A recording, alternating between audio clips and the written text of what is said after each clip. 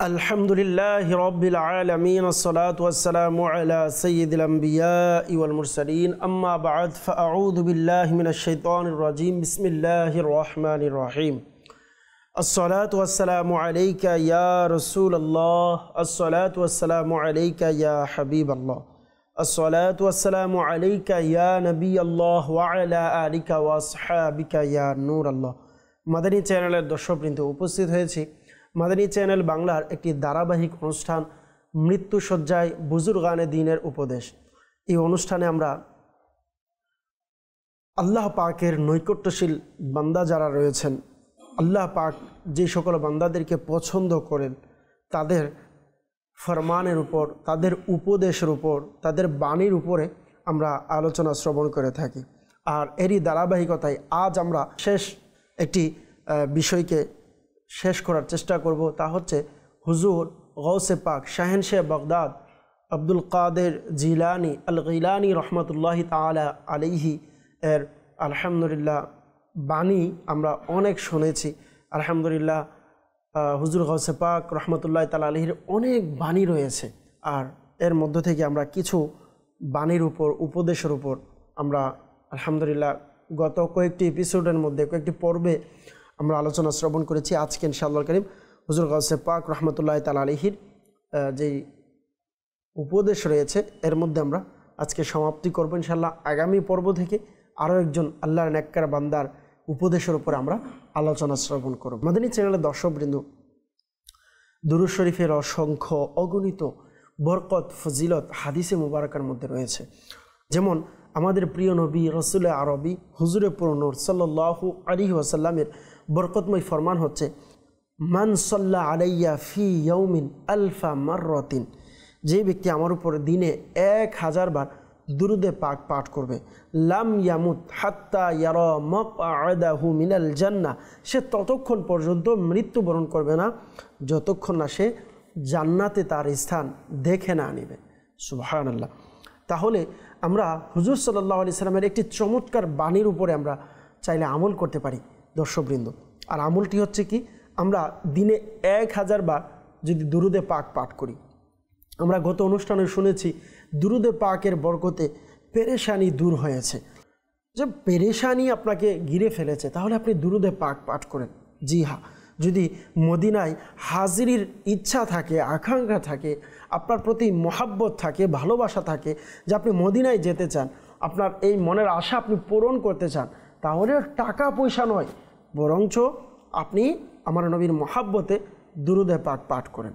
জি হ্যাঁ, তাহলে আল্লাহ পাক চাইতো মদিনার হাজিরও নসিব হবে ইনশাআল্লাহ। কেননা আমার নবীজি যাকে কবুল করেছেন সেই যেতে পেরেছেন, আল্লাহর রাসূল সাল্লাল্লাহু আলাইহি ওয়াসাল্লাম যাকে চেয়েছেন সে যেতে পেরেছেন। আল্লাহ তাআলা আমাদেরকে বোঝার তৌফিক দান করুক। সাল্লু আলাল হাবিব সাল্লাল্লাহু তাআলা আলা মুহাম্মদ সাল্লাল্লাহু তাআলা আলাইহি ওয়াসাল্লাম। মাদানী চ্যানেলের দর্শকবৃন্দ, এজন্য আমাদের উচিত আমরা যেন অধিক হারে দুরুদে পাক পাঠ করি, কেননা দুরুদে পাক হচ্ছে প্রত্যেক পেরেশানি দূর করার মহা ঔষধ। জি হ্যাঁ, প্রত্যেক পেরেশানির মহা ঔষধ হচ্ছে দুরুদে পাক। তাবিজে হার বালা হে সল্লে আলা মুহাম্মদ, সকল মুসিবতের মূল তাবিজ এটা হচ্ছে কি, আমার রসুলের উপর দুরুদে পাক পাঠ করা। সল্লু আলাল হাবিব সাল্লাল্লাহু তাআলা আলা মুহাম্মদ সাল্লাল্লাহু তাআলা আলাইহি ওয়াসাল্লাম। হুজুর শাহেনশাহ বাগদাদ আব্দুল কাদের জিলানি আল গিলানি রহমতুল্লাহি তাআলা আলাইহির একটি বাণী আজকে আমরা শ্রবণ করব। ওনার অসংখ্য বাণী রয়েছে।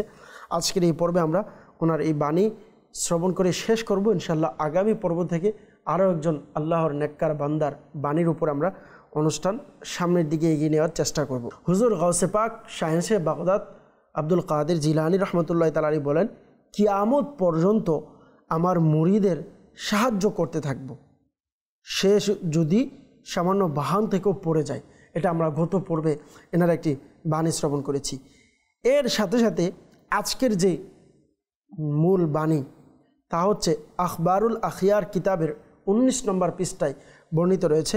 হুজুর গাউসে পাক রহমতুল্লাহি তাআলা আলাইহি বলেন, যে ব্যক্তি বিপদের সময় আমাকে স্মরণ করবে, আল মাদাদ ইয়া গাউস বলবে, তার সমস্যা সমাধান হয়ে যাবে। সুবহানাল্লাহ, কি সুন্দর চমৎকার বাণী। হুজুর গাউসে পাক রহমতুল্লাহ তাআলা আলাইহির। হুজুর গাউসে পাক রহমতুল্লাহ তাআলা আলাইহির এর আরও একটি বাণী রয়েছে যে আমার মুরিদ তাওবা ব্যতীত মৃত্যুবরণ করবে না। সুবহানাল্লাহ। হুজুর গাউসে পাক রহমতুল্লাহ তাআলা আলাইহির মুরিদ যদি কেউ হতে পারে তাহলে তাওবা ব্যতীত মৃত্যুবরণ করবে না, এটার জামানত দিয়েছেন হুজুর গাউসে পাক। আর বর্তমান জমায় নাই আলহামদুলিল্লাহ, আল্লাহ পাকের দয়ায় কিবলা শেখ তরিকত আমিরা আলে সুন্নত দামাত বরকাতুল আলিয়া আলহামদুলিল্লাহ হুজুর গাউসে পাক শাহেনশাহ বাগদাদ আব্দুল কাদের জিলানী রহমতুল্লাহ তাআলা আলাইহির সিলসিলায় আমাদেরকে আলহামদুলিল্লাহ বায়াত করিয়া থাকেন, কাদরিয়া সিলসিলায়। তো যারা দর্শকবৃন্দ আছেন আপনাকেও বলবো, আপনি যদি চান মুরিদ হতে, কোনো পীর সাহেবের মুরিদ হননি, তাহলে আমরা গত পর্বেও শুনেছি যে আল্লাহর নৈকট্যশীল যারা বান্দা রয়েছে তারা আল্লাহ তাআলার কুরবত অর্জনের একটি মাধ্যম, আল্লাহ পাকের নৈকট্যশীল হওয়ার একটি মাধ্যম। তাহলে আমরা এই মাধ্যমকে কেন হাতছাড়া করব? তো আমরা যদি এখনও কারো মুরিদ না হয়ে থাকি, আপনাকে পরামর্শ দিব আপনি মুরিদ হয়ে যান ইনশাআল্লাহ। মুরিদ হওয়ার মাধ্যমে আপনার পীর যদি জামে শারায়েত পীর হয়, শর্ত যা রয়েছে আল্লাহর ওলিদের জন্য যে শর্তগুলো রয়েছে, সকল শর্ত যদি তার কাছে পাওয়া যায়, আর এমন পীরের কাছে আমি আপনি যদি মুরিদ হই ইনশাআল্লাহ এর বরকত আমরা দুনিয়াতেও পাবো, আখেরাতেও পাবো ইনশাআল্লাহ। হুজুর গাউসে পাক রহমতুল্লাহ তাআলা আলাইহির বাণী যে বিপদে পড়লে আল মাদাত ইয়া গাউস বললে তার সমস্যা সমাধান হয়ে যাবে, তাকে গাউসে পাক সাহায্য করবেন। আসলেই এটা আবার অনেকের মনে ওয়াসওয়াসা আসতে পারে যে আল্লাহর বান্দা কি একে অপরকে সাহায্য করতে পারে, এটা কিভাবে সম্ভব? সাহায্যকারী তো একমাত্র আল্লাহ তাআলা, বান্দা কিভাবে সাহায্য করবে? আসুন আমরা কোরআনুল কারীম থেকে শ্রবণ করি সাহায্য করার ব্যাপারে কোনো কিছু আছে কিনা। আল্লাহ পাক রব্বুল আলামিন সূরা মাইদার মধ্যে ইরশাদ করলেন, বিসমিল্লাহির রহমানির রহিম, ওয়া তাআওয়ানু আলাল বিররি ওয়াত তাকওয়া ওয়া লা তাআওয়ানু আলাল ইসমি ওয়াল উদওয়ান। আল্লাহ তাআলা কোরআনুল কারীমে ইরশাদ করলেন, তোমরা নেকি ও পরহেজগারিতাতে একে অপরকে সহযোগিতা করো, আর পাপ ও জুলুম এর ব্যাপারে একে অপরকে সাহায্য করো না। তাহলে সাহায্যের ব্যাপারে আল্লাহ পাক নিজে ইরশাদ করেছেন যে নেকির ব্যাপারে সাহায্য সহযোগিতা করো। আল্লাহর ওলিগণ যারা রয়েছেন তারা তো আমাদেরকে নেকির জন্য সাহায্য করে, তারা তো আমাদেরকে নেকির পথে নিয়ে যায়। আপনি দেখেন আমিরা আহলে সুন্নাত দামাত বরকাতুল আলিয়া ওয়াহিদ একজন ব্যক্তি, একজন মসজিদের ইমাম সাহেব ছিলেন, সাধারণ একজন ইমাম সাহেব একটি মসজিদের। কেমন মসজিদ যেখানে 20-30 জন 40-50 জন কম বেশ মুসল্লি হবে, এমন একটি মসজিদের ইমাম সাহেব আল্লাহ পাকের দয়া যখন হলেন, ভিলায়াত যখন আল্লাহ তাআলা তাকে দান করলেন, ওই ভিলায়াতের আলহামদুলিল্লাহ মুকুট নিয়ে যখন কাজ করলেন, আজকে পুরো পৃথিবী বদলে দিয়েছে। জি হ্যাঁ, হাজার হাজার লক্ষ লক্ষ যুবককে আলহামদুলিল্লাহ দিনের পথে নিয়ে এসেছেন দাওয়াত ইসলামী। আর এই দাওয়াত ইসলামী প্রতিষ্ঠাতাকে আমিরা আহলে সুন্নাত।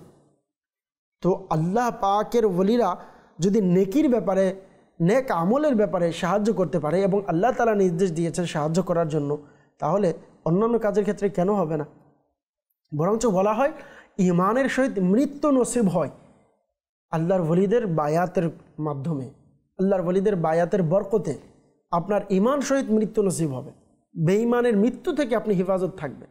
শয়তান মৃত্যুর সময় মানুষকে ধোঁকা দিতে আসে, ওই ধোঁকা থেকে আপনাকে বাঁচাবে।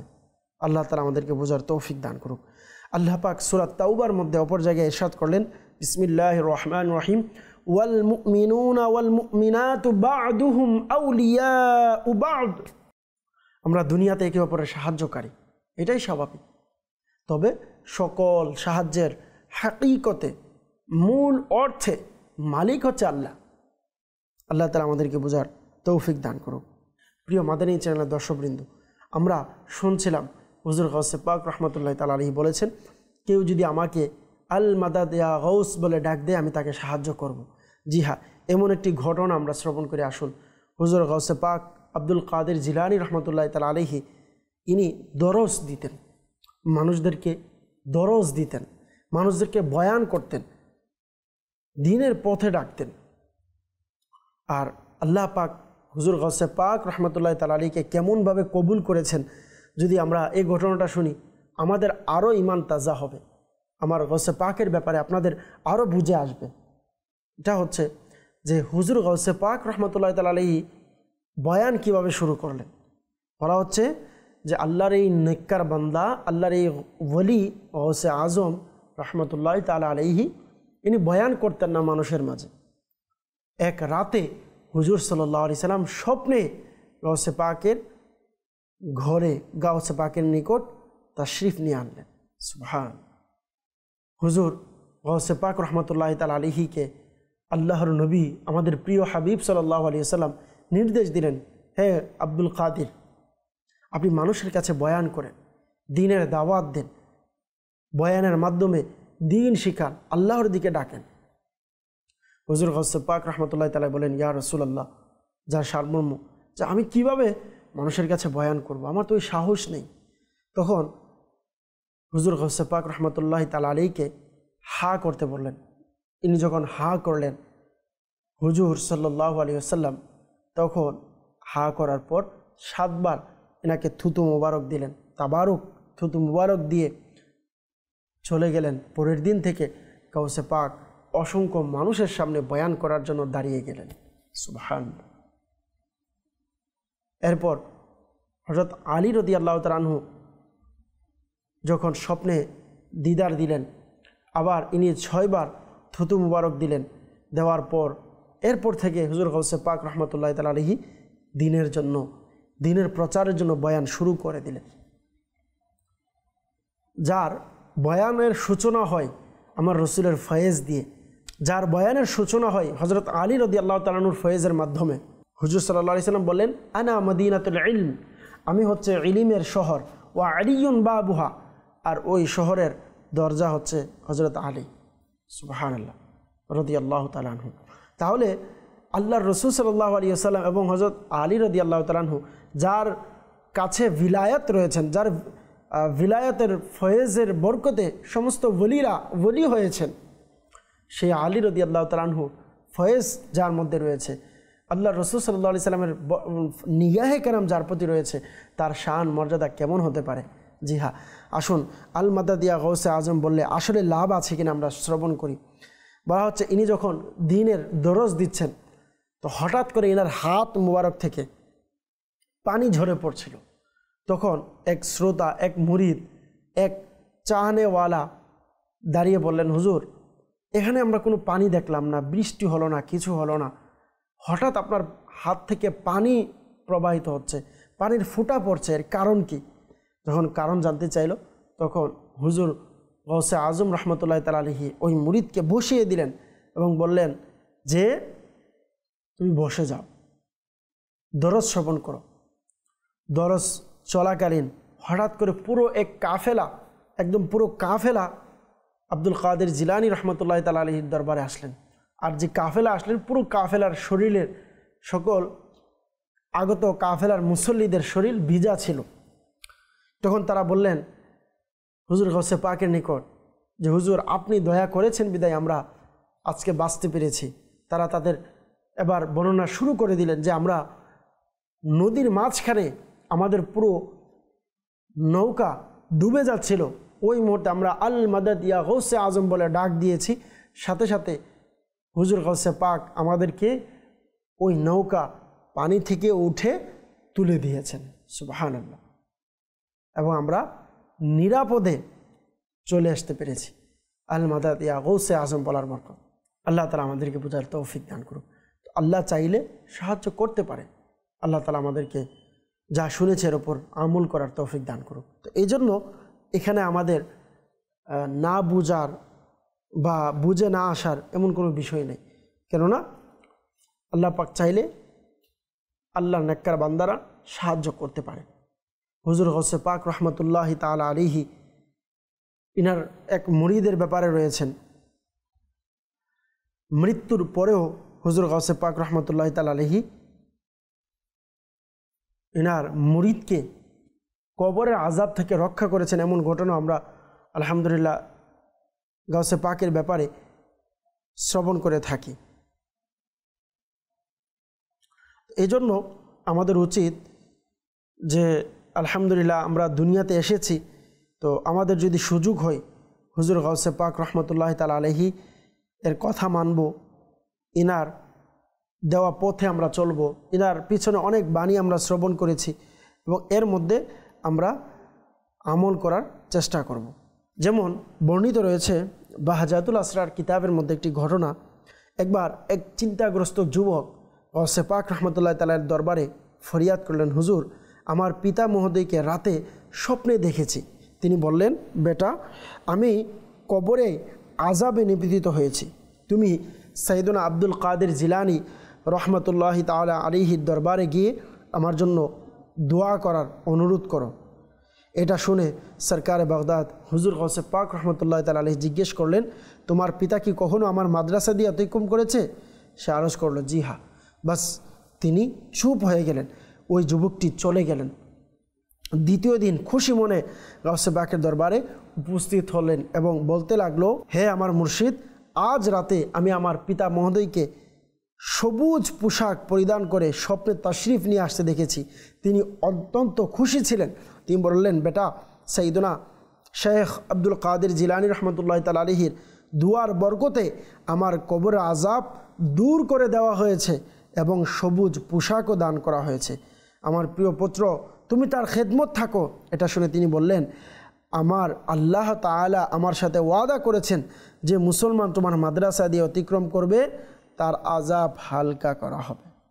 সুবহানাল্লাহ। মাদানী চ্যানেলের দর্শকবৃন্দ, আমরা শ্রবণ করলাম যে হুজুর গৌসে পাক রহমতুল্লাহ তাআলা আলাইহির দুয়ার বরকতে আল্লাহ পাক কবরের আযাবকে মাফ করে দিয়েছেন, কবরের আযাব দূর করে দিয়েছেন। তো আমরা যদি গৌসে পাককে মানি তাহলে সমস্যা কোথায়? গৌসে পাক চাইলে সাহায্য করতে পারেন, আল্লাহ এনাকে ওই ক্ষমতা দিয়েছেন। যেমন আরেকটি ইনার কেরামতের ব্যাপারে গৌসে পাকের বর্ণনা রয়েছে যে একবার গৌসে পাক রহমতুল্লাহ তাআলার দরবারে এক ব্যক্তি উপস্থিত হয়ে আরজ করলেন যে, আলী যা, আমার স্ত্রী মিরিগি রোগে হয়েছে। হুজুর গৌসে পাক রহমতুল্লাহ তাআলা আলাইহি বলেন, তার কানে বলে দাও গৌসে পাকের আদেশ হচ্ছে সে যেন বাগদাদ থেকে বের হয়ে যায়। আল্লাহু আকবার। হুজুর গৌসে পাক ওই ব্যক্তিকে শিখিয়ে দিলেন, তুমি তোমার স্ত্রীর কানে যাও, মৃগী রোগ যার হয়েছে তার কানে গিয়ে বলো যে হুজুর গৌসে পাক বলেছেন বাগদাদ থেকে যেন বের হয়ে যায়। বলা হচ্ছে, বাস এই কথা বললেন। আর ওই দিন বলার পর থেকে সে সুস্থ হয়ে গেল। সুবহানাল্লাহ। মাদানী চ্যানেলের দর্শকবৃন্দ, এটা ছিল হুজুর গৌসে পাক রহমতুল্লাহ তাআলা আলাইহির আলহামদুলিল্লাহ কারামত, যে বলার সাথে সাথে রোগ দূর হয়ে যেত। আল্লাহ তাআলা আমাদেরকে হুজুর গৌসে পাকের দৃষ্টি আমাদের জন্য নসিব করে দিক, আমিন, বিজাহিন নবীল আমিন সাল্লাল্লাহু তাআলা আলাইহি ওয়াসাল্লাম। মনে রাখবেন, এগুলো হচ্ছে আল্লাহ পাকের নৈকট্যশীল বান্দা যারা রয়েছে তাদের কারামত। কারামতের ব্যাপারে বলা হয়ে থাকে যে অলৌকিক বিষয় যা স্বাভাবিক অসম্ভব, অর্থাৎ জাহিরি উপাদান দ্বারা তা ঘটা অসম্ভব, তবে আল্লাহ তাআলার দানক্রমে আউলিয়া কেরাম হতে এমন বিষয় অনেক সময় সংগঠিত হয়। জি হ্যাঁ, বলা হচ্ছে নবীদের নবুয়াত প্রকাশের পূর্বে এমন বিষয় প্রকাশ পেলে এইগুলোকে ইরহাস বলে, এবং নবুয়াত প্রকাশের পর সংগঠিত হলে এটাকে মুআজিজা বলে। সাধারণ মুসলমান থেকে এমন বিষয়, অর্থাৎ আশ্চর্যজনক বিষয় যেটা সাধারণভাবে সম্ভব নয়, এমন বিষয় যদি সাধারণ কোনো মুসলমান থেকে প্রকাশ পায় তবে সেটাকে মাওনাত, এবং কোনো আল্লাহর ওলি থেকে প্রকাশ পেলে সেটাকে কারামত বলে।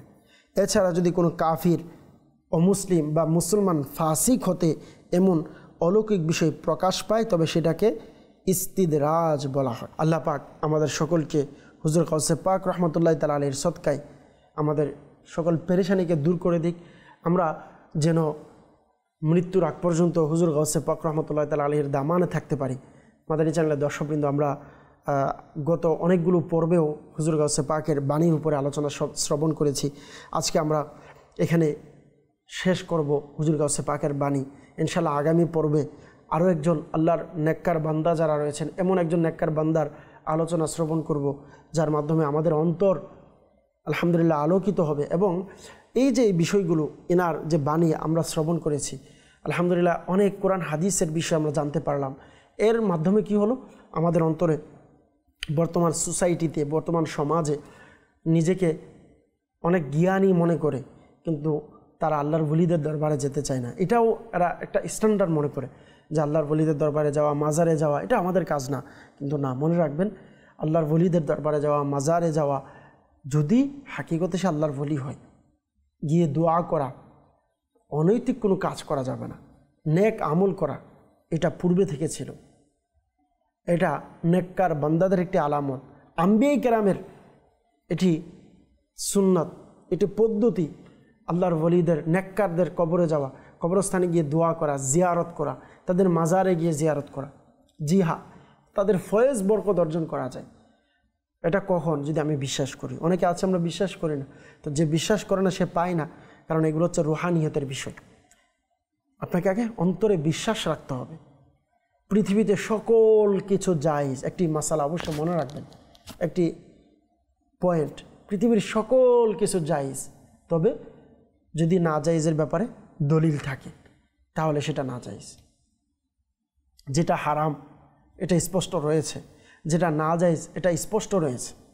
জি হ্যাঁ, যেটা হারাম এটা স্পষ্ট হাদিসে পাকের মধ্যে রয়েছে, বা উলামায়ে কেরামগণ এগুলার ডেফিনেশন, এটার পুরো একটা রশি, যে কোন কায়দাতে পড়লে, কোন জায়গাতে পড়লে হারাম হবে আর কিভাবে হলে হালাল হবে, এটার পুরো একটা সিস্টেম আছে। নিজের পক্ষ থেকে হারাম হালাল বলা যাবে না।